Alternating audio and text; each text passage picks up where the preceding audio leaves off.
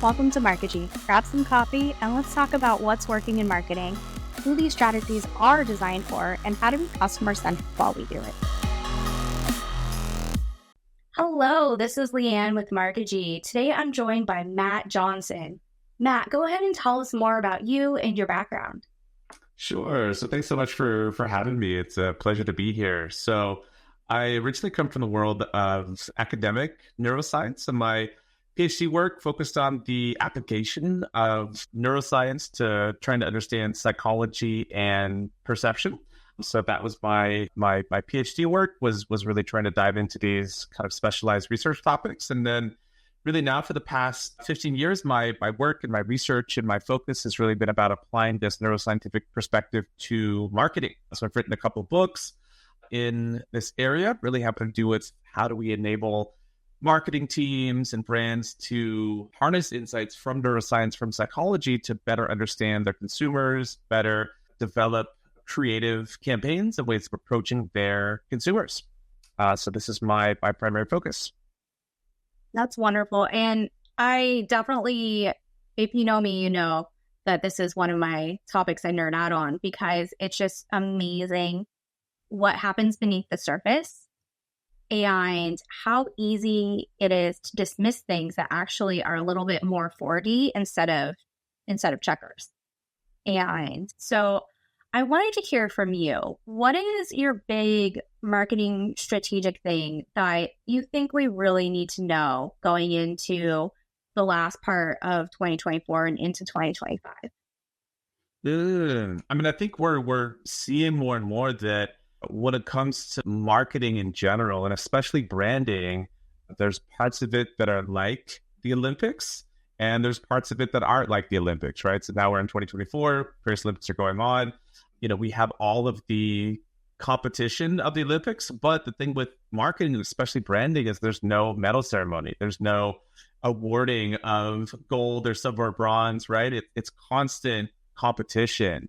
And so we're seeing once world-class brands, the Disneys of the world, the Southwest of the world, the Nikes of the world, really lose incredible market share to competitors. Nike's market cap is halved in the past 18 months. Disney's down 25%. Southwest is kind of mired in that range as well, and now really rethinking things strategically. So I think, one of the big reminders for all of this is your job's never done as a marketing team, and especially in brand, that you earn that brand equity through keeping deep resonance and deep connection with consumers, instantiating yourself into the market in ways that are aligned with your brand personality. But just because you reach this esteemed status within your market, and just because you dominated in the ways you want it, doesn't mean that it's there forever. You don't get the gold medal. It's a constant competition. It's a constant battle to stay relevant. And I think the second half of 2024 has really reminded us of this, again, with the brands that we spoke about earlier, really having a fall from grace and really reminding everybody, what it takes to lead a market. Yeah. And, some of those brands you mentioned, their fall from grace wasn't even their fault. It was who they partnered with or whose vehicles they used, right? So it's kind of that waterfall effect, is that your brand isn't just you, it's who you play with. It's whose airplane you have. It's whose athlete you choose as an influencer. It's not just you. Definitely. Yeah. So these brands don't exist in vacuums, right? They are part of a bigger business ecosystem. They have partnerships, as you mentioned, whether it's their supply chain, whether it's their strategic partnerships in terms of their promotional tactics and their brand building efforts.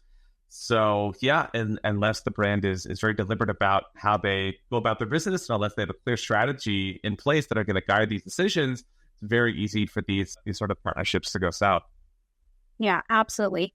So when we think of bringing it into a neuroscience perspective or research that you may have done, when we think about the ongoing campaigns and marathon brand within someone's mind, I always think about it from a singular experience happening, replicating multiple times over.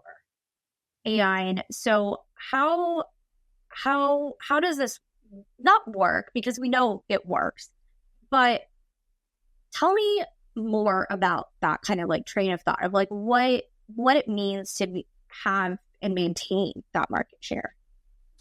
Yeah, so I think really this concept of brand is incredibly vast, and we really can't understand it from one perspective alone.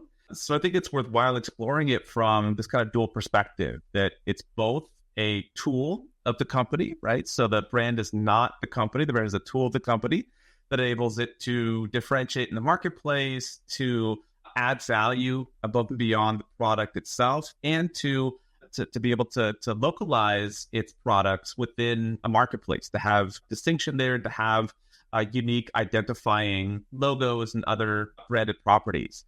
So it serves these very specific functions, and it does so on the basis of the second definition, which is the brand really has to be understood as a literal constellation of neural activity in the mind of the market, right? So brands are these vast associations. They are the totality of emotional and semantic associations that has been built into the market over time. When we think about Coca-Cola, we think about wholesomeness, we think about happiness, we think about Christmas, we think about Santa Claus, we think about Nike, we think about LeBron James, we think about athleticism, we think about dominating, our specific sports field.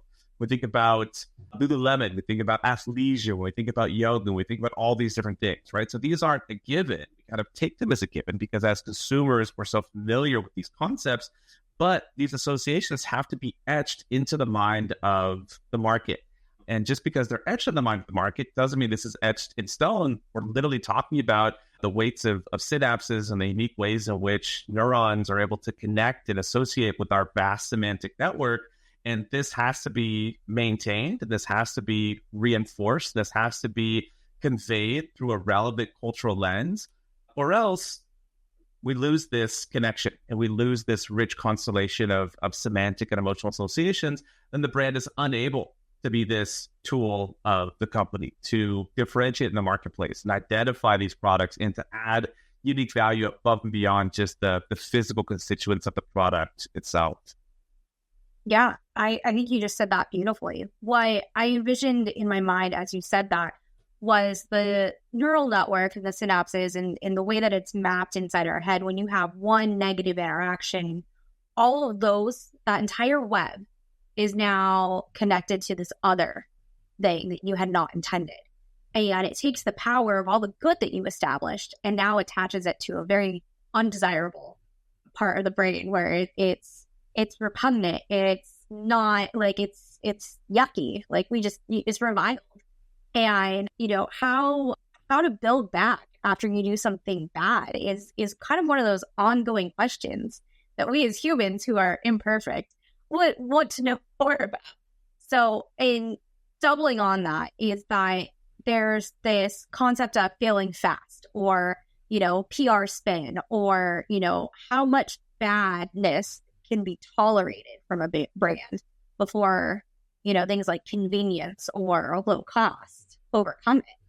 And I'm always curious about those things. So anything that you wanted to share about any of that would be wonderful. Totally. Yeah. So every customer touch point, every experience makes a difference in terms of sculpting and maintaining this connection. Both things that we're very deliberate about as a brand and the unique attributes that we do want to convey and instantiate, but as well as the negative as well. So lots of examples, come to mind here. So Domino's a few years ago, Domino's has this, very high brand awareness. They're known as this very, strong value restaurant. And they had a couple of years ago, these two employees that thought it would be very funny to literally blow snot into the pizza they were delivering and then film this and put it up on YouTube. And of course they were summarily fired. And, that was inevitable for them. It wasn't a very wise decision as being a young employee, but the damage was done, right? So Domino's, released all this PR. They, did a lot to ensure customers this is an isolated incident. But of course, as human beings, we're very visual creatures, right? It's you've seen this 5-minute video clip of these Domino's employees blowing snot into pizza, and you may know from sort of an intellectual standpoint, as tethered to your knowledge of the world, that this is not what Domino's does. It's just an isolated incident. And yet, if that image pops into your head when you're thinking about where to dine out or where to order pizza from, that's really going to have a negative impact on this. And so Domino's had to shut down a number of restaurants in that part of the country. They had to do a lot of PR to really kind of stop the bleeding. And ultimately, I think it precipitated one of their biggest rebrands in 2010, where they came out and said, hey, our pizza is bad. Our pizza's bad, and we're going to do better, and we're going to revamp it. We're going to shut down for a bit. We're going to get it right, and then we're going to come back to the market. So it's an extreme example, but one which really, illustrates that, these connections that consumers form with brands, yes, they can be strong. Yes, they can be incredibly powerful. Yes, they can engender brand loyalty. But on the same token, if it exists nowhere else but the mind of the market, then anything that happens as minds enter and interact with the market can impact it. So there's no way in which a brand is going to be totally immune from these things, right? Because the world is noisy. We can't, we don't have robots working for us. We can't program this. Human capital is messy. The ways in which, consumers interact with brands can't always be, so carefully choreographed. And so we have to accept there's a certain amount of noise, and we need to compensate for that by being incredibly deliberate about the consumer touch points, which we do have, right? We can control. We have to be distinct in our own sort of understanding of who we are. We have to ensure that to the fullest extent which we can, that brand personality and that brand image and what we want to represent in the marketplace is instantiated through our HR. It's instantiated through customer touch points. It's instantiated through the type of marketing and promotion that we engage in. It's instantiated through the types of products that we develop. So unless brands are very deliberate about this and come from it from a firm understanding of who they are and how they want to be seen in the marketplace, there's going to be a difficulty managing this ratio of the inevitable noise, which happens in a messy marketplace, and the signal that is ideally emanating from the brand and the brand's activity. Yeah. And there was something that you said in there that I really want to pull out and reinforce is the who they are. Brand is who you are. And you mentioned HR and you mentioned all these other things. And I think this is, a soapbox I personally stand on is that brand is everything an organization is. It is a tool, but it's everything. If your hiring practices don't reinforce your brand, no one's going to be there to execute it. Definitely.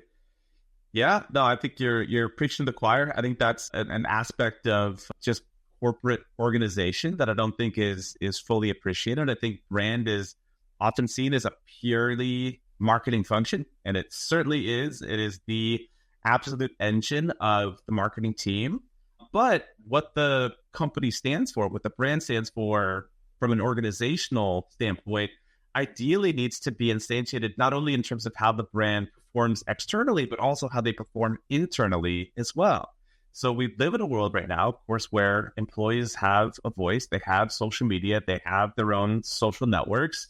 And if a brand externally is out here extolling the virtues of XYZ to their market, and they're doing so in their promotional activity, and yet internally they're doing something very, very different, this dissonance can only exist for so long. It's an inevitability that there's going to be an employee that speaks out against it. There's going to be friends of those employees that say, hey, but, such and such company says these values. Sounds very different between how your boss treats you or how, they deal with these types of situations or how, whatever the case may be. But ideally, there really needs to be an alignment of the organizational values, which are then instantiated both externally in terms of the brand, which has to do with how we approach consumers, but also how we instantiate this internally through the own internal culture. So ideally, there needs to be an alignment between these. Yeah, absolutely. And even more so in customer-facing ones. So if it's not who you are amongst yourselves internally, then it's really hard to get the external-facing employees to manifest the promise of the brand. And that goes beyond fonts and colors, right? Because fonts and colors matter, but they're not all that brand is. That's not all that marketing is. And And that is sometimes one of those myths or misconceptions that we as marketers have to overcome, is that like we are just the pretty factory. We don't just make everything look nice. We do work that substantially moves the needle and can make or break it. You know, if you have a really great product, but you have really bad branding, yikes, your company's just not going to go anywhere. But if you have really great branding and a not so great product, could you go somewhere? Temporarily. Time. Maybe not. Please don't. Yeah, it's tough, right? So yeah, absolutely the brand iconography and the colorways and the logos and the mottos, all those things are very important. But ideally, those things are an expression of sort of a deeper understanding of what the company stands for, what the brand stands for, who they are for, and what they are providing to that target market. So I would say early on, as I do a lot of advising with young startups, and I would say that they kind of have the inverse problem, right? Where they're thinking too deeply about brand too early on, and they want to get the colorways perfect, they want to get the font perfect, they want to do all these things. It's understandable because it's their startup, it's their baby. They want to be, perceived a certain way in the marketplace. It's an extension to a certain extent of themselves. And yeah, it's if they don't have this all-important holy grail of being a young company, which is product market fit, they don't really have a company worthy of its salt that can be branded, right? If you're not competing on product, let's say you're solving a basic need, make people's lives easier, providing value that's appreciated in the marketplace such that a consumer within this idealized target market is willing to pay for, then investing in brand is not a worthwhile investment. So I do think it's definitely a balance between brand and product. As the organization grows, I would argue that product development then becomes an extension of the brand itself, right? So you have marketing strategy, which includes the brand personality, and then tactics are downstream from strategy, right? So the products we develop, how we promote them, how we place them, how we price them, all of that is downstream, is the expression of this strategy, such that we're keeping everything sort of in line with this broader personality and brand image, which we're maintaining in the mind of the market. I feel like I'm just crammed like PhD session into my brain. This is wonderful because what you're saying should feel like what the listener has experienced in their real life. This should not be new news. This should be how like we have internally felt that maybe we didn't have the verbiage to expressly communicate, but this is how the world works. And really the study of marketing and product market fit is I feel like our chase is aligning what we want with how the world works. And that's the name of the game is finding that congruence, that parallel in between, and then in a way that makes sense, that is not destructive, finding ways to create revenue doing so. And taking it that one step further, because creating revenue is hard. It's not easy. It's hardest to do the preliminary steps that everyone wants to avoid. That like, who are we really? And when I think of like storytelling and all these things that bring brand to life, even within the organization to define it as it evolves and turns into something, is that storytelling is at the backbone of brand, and that helps it manifest throughout the strategy and tactics and experience of product market fit. Yeah. For a second.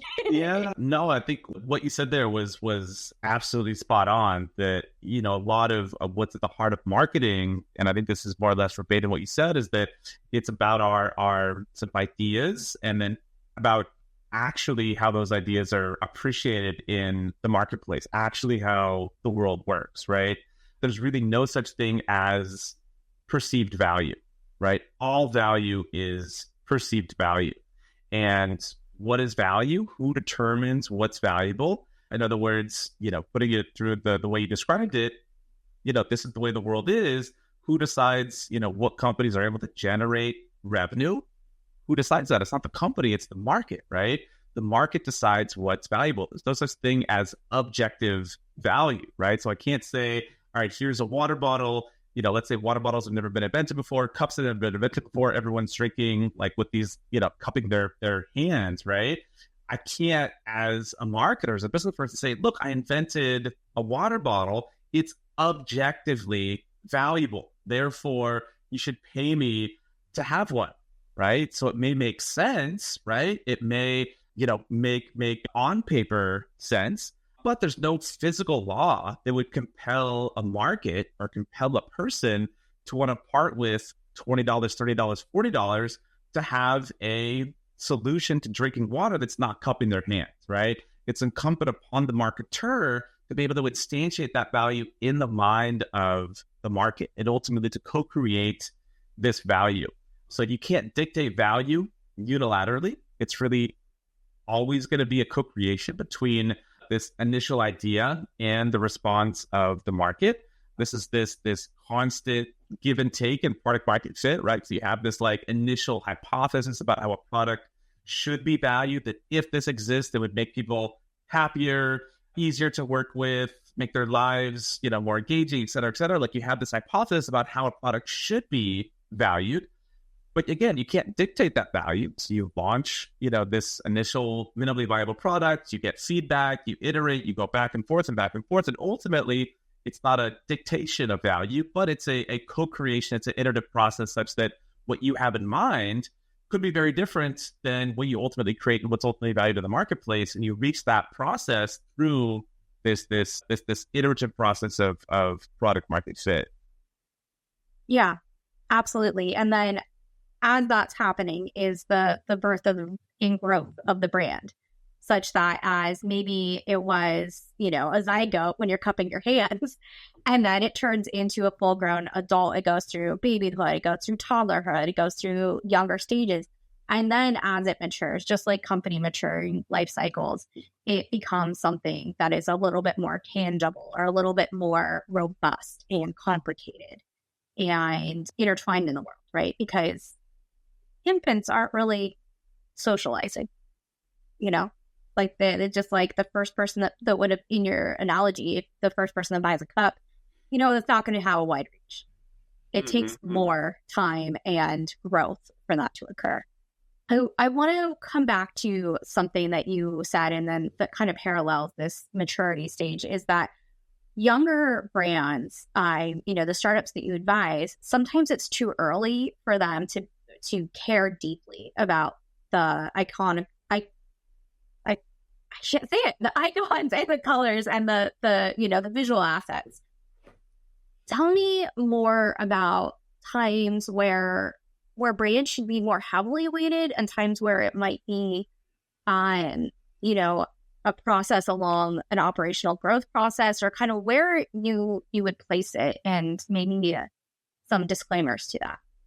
It's a great question. So it's a debate that startup advisors have all the time, especially advisors like me that kind of specialize in the early marketing and brand efforts of these young companies.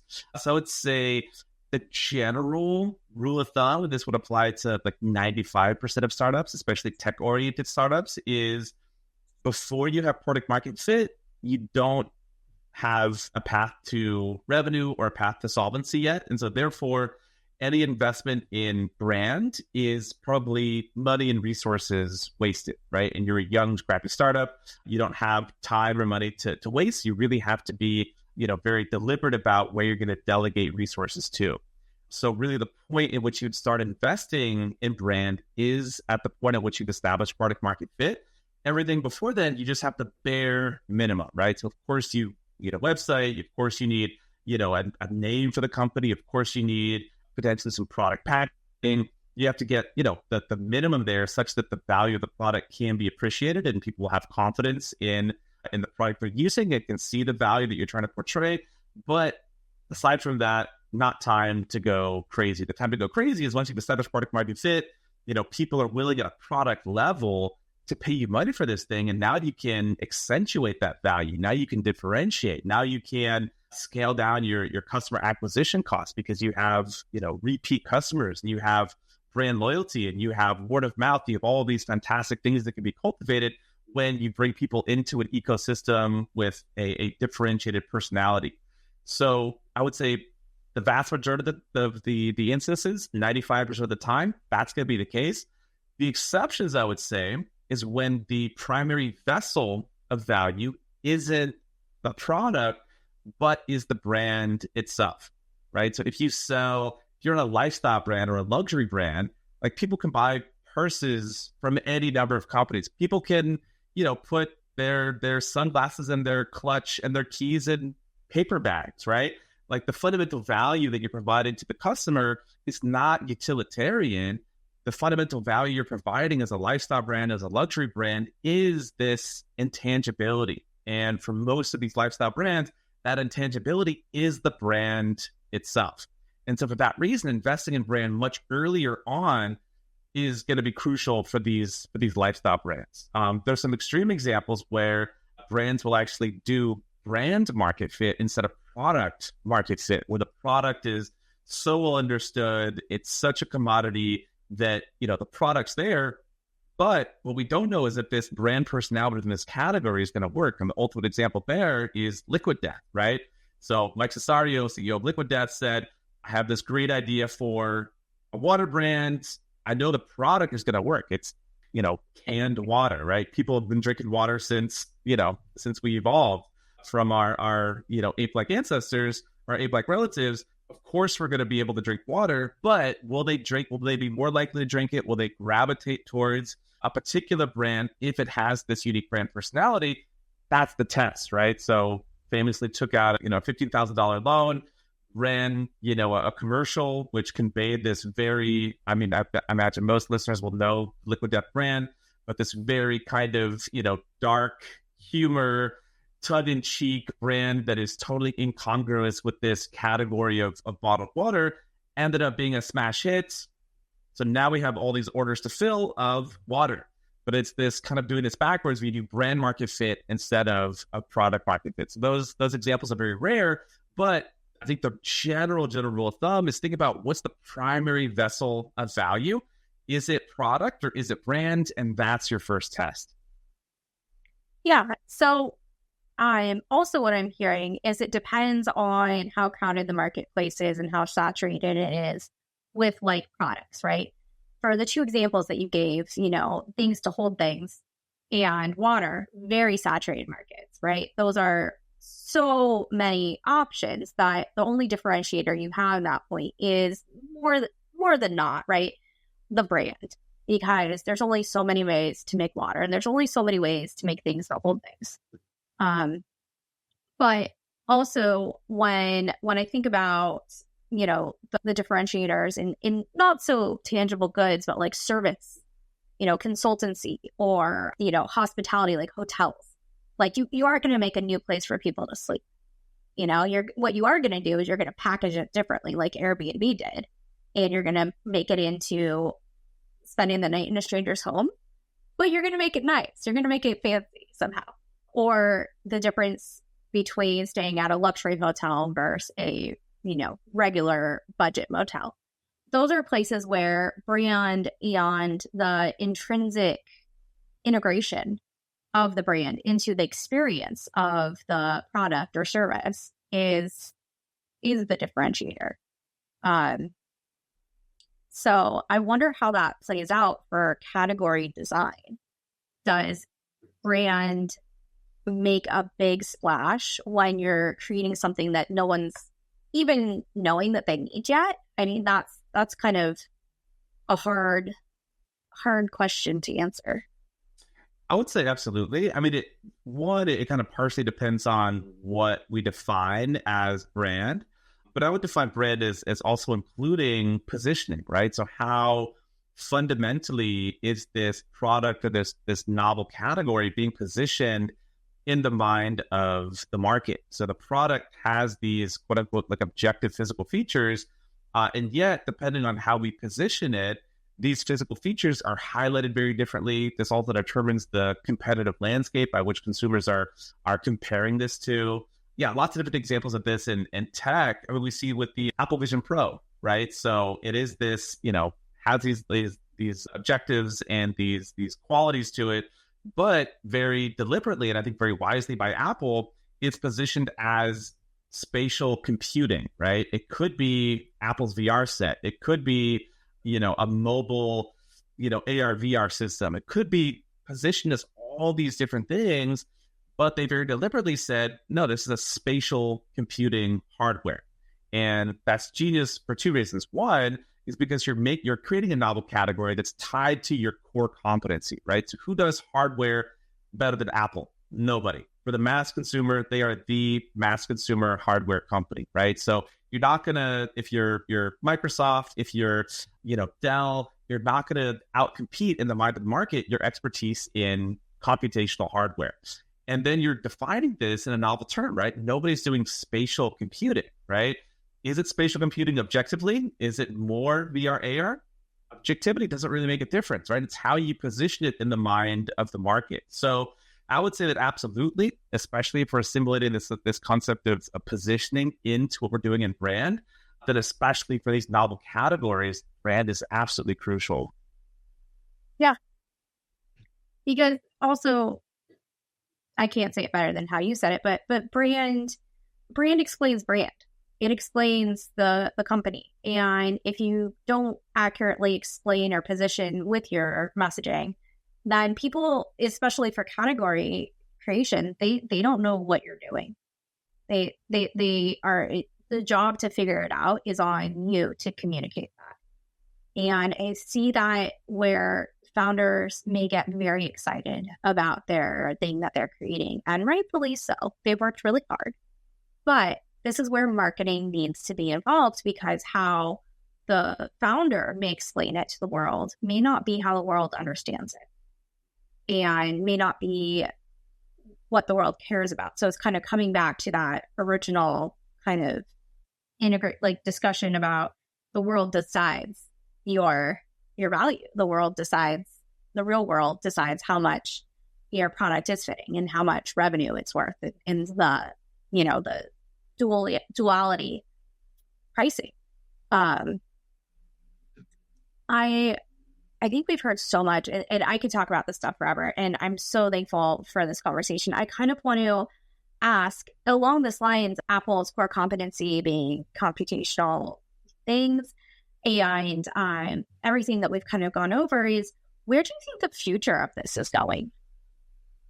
The future in terms of branding? Of all of these kind of concepts that we've talked about. And, I guess one question that I have more specifically is, do you see more data points being collected in deeper scientific studies going as far as market research to help develop brand? Yeah, I mean, I think there's definitely things that the companies can do to kind of hedge their bets in terms of the initial launch of the brand, and how deliberate they want to be about their positioning, and how specific and in which ways they want to be about their personality, and how they're going to be differentiated in the competitive landscape. But to something you said earlier, that, we as the company, we as the marketing team only get to decide so much, right? Because ultimately the market decides what's valuable. The market decides how these products are perceived. And I would say that that's always been the case, but I think it's especially true now when we exist in this very fragmented, very nebulous landscape, right? So we go back, 30, 40 years, we had people watching TV, right? We had people, glued in every evening on, 20 different channels. And you had the opportunity, if you could buy ad space on a television network, to deliberately tell consumers what your brand is, what the products you provide, what your personality is, what you stand for. It's this very top-down brand to consumer instantiation of the personality.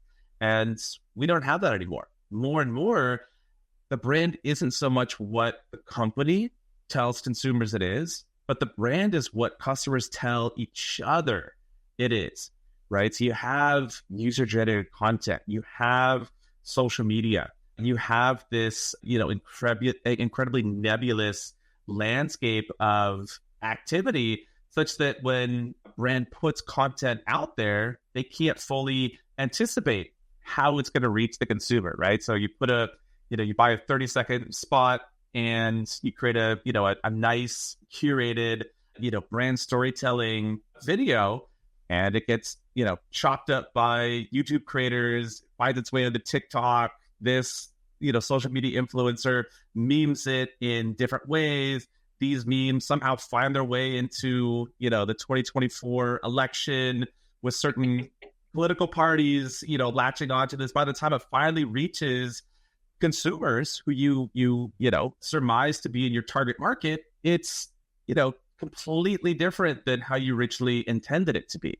So it kind of speaks to what we were speaking about earlier in terms of brands need to be really, really deliberate about how they want to be perceived in the marketplace, because there's so much noise. And if you want to, have any hope of getting through and having a similar noise ratio, which actually matters, can actually move the needle in terms of how you want to be perceived in the marketplace, I think you do have to be much more deliberate than ever before. So a certain degree of that is applying scientific principles to try and create the best tests initially. I also think that, your job isn't done when you launch this original content into the marketplace, right? So you do have to be, I think, much more in touch with the culture than you ever have before.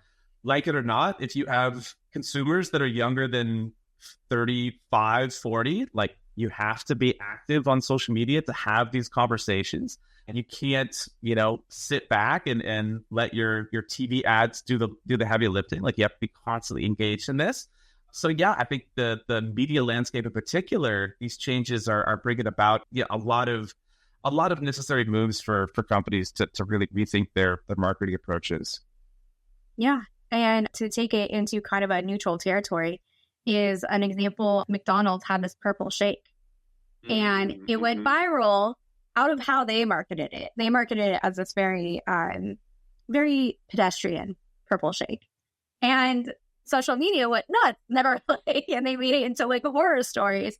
And the reason why it was successful for McDonald's is because they were cool about it. And it's really hard to define be cool, but you have to be in touch with how people express themselves and then create delight from there by giving permission or celebrating people's creativity in a positive manner instead of focusing on the negative.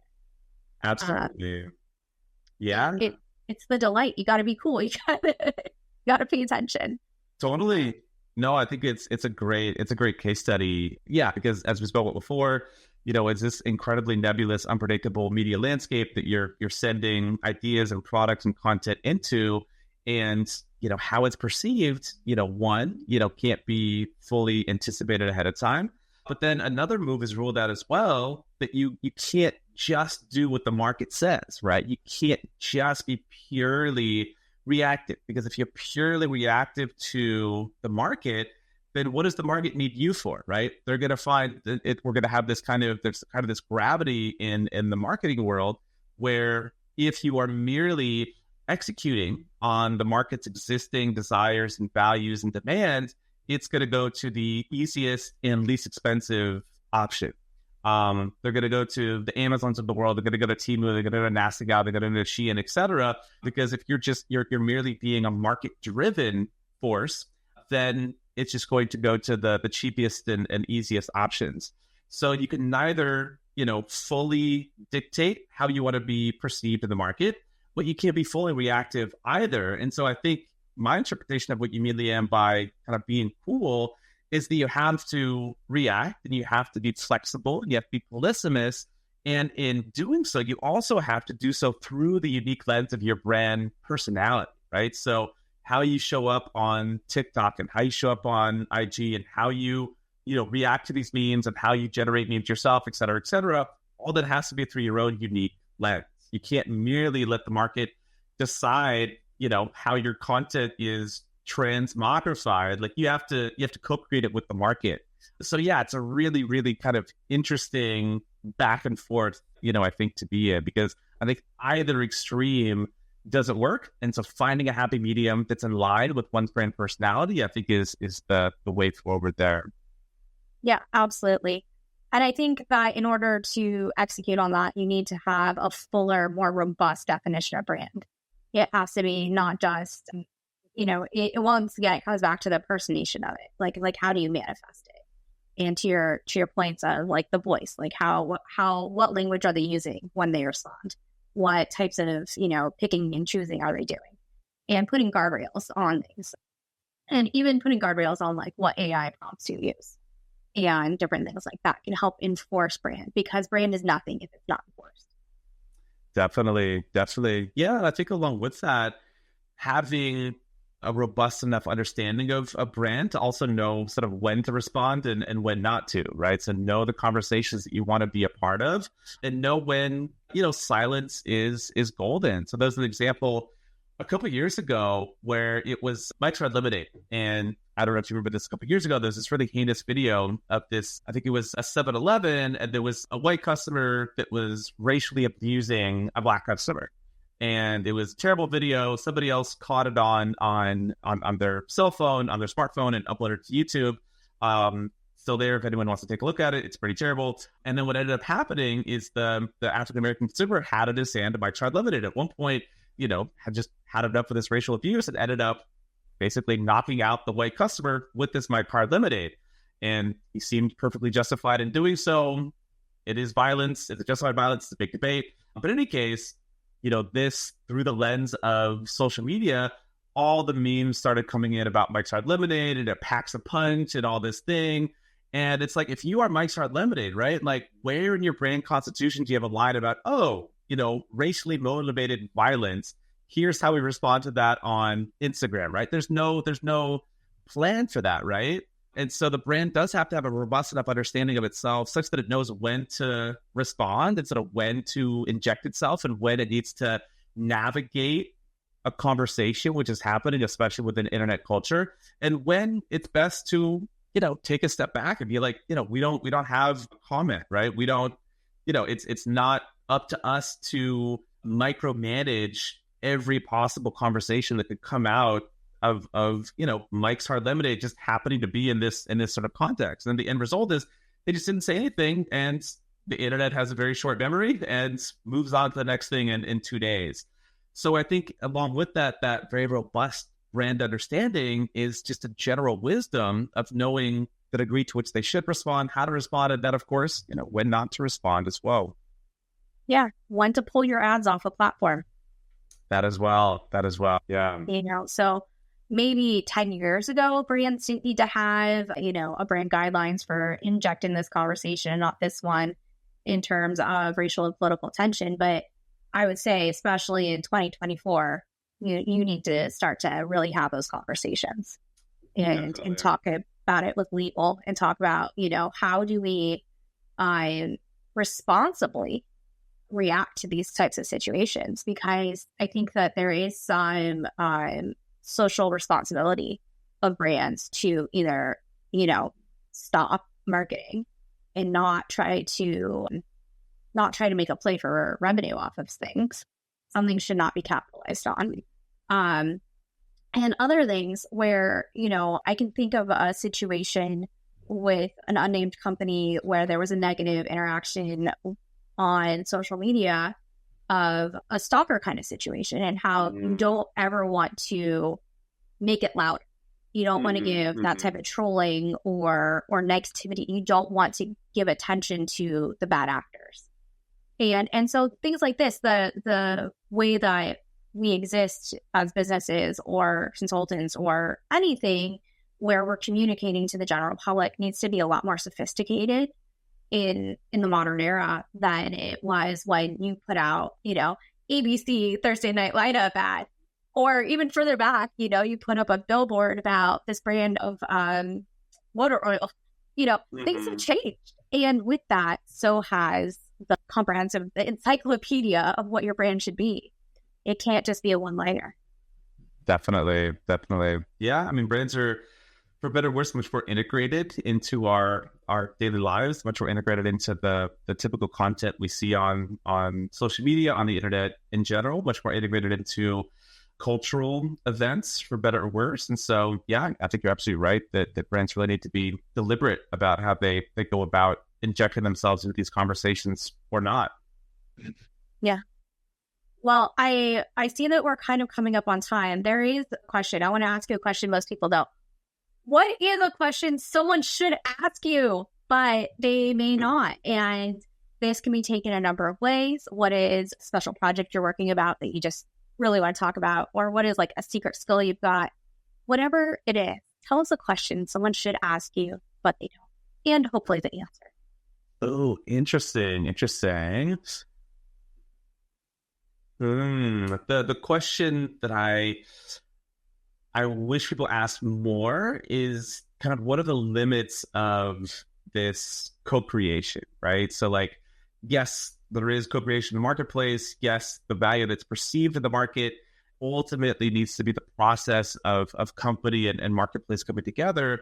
But really, to what extent is that always the case? And to what extent do brands oftentimes need to at least attempt to kind of dictate that value, be these market driving forces, right? So it's an area that I do a bit of research on, especially as it pertains to luxury brands, because luxury brands, famously don't listen to the market, right? So it's not the market telling them what's cool and what's in and what the fashion is, et cetera, et cetera. The luxury brand says, no. We know what cool is. We make a blouse, we make a dress, we make a shoe, whatever the case may be.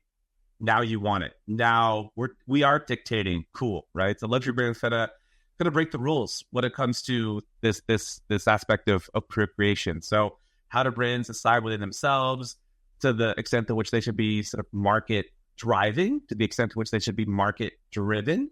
I think that's a big strategic conversation they need to have. And I frankly don't know what the answer is, which is why I'm doing research in this area right now. But I think it's an area that a lot of companies don't think about as much as they probably should. I think the default assumption, especially for young companies, is to look at the unmet need in the marketplace to see where these existing, untapped value possibly is, and then just serving that value, right? It's a nice, easy, simple way of, or not nice, easy, and simple, but compared to dictating value and to creating this demand, it's an easier way to go. But I don't see very many companies at all having, a firm conviction about how this value should be realized, and then working towards ways of cultivating that kind of tastemaker status.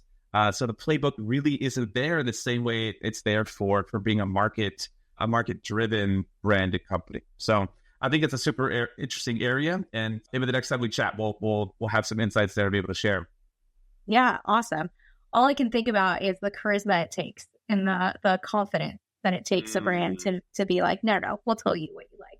Definitely.